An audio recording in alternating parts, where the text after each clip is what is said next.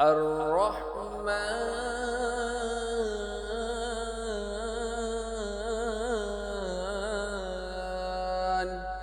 علم القرآن خلق الإنسان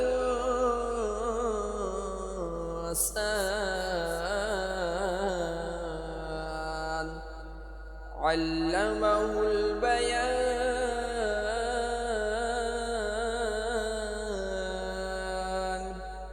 الشمس والقمر بحسبان والنجم والشجر يسجدان والسماء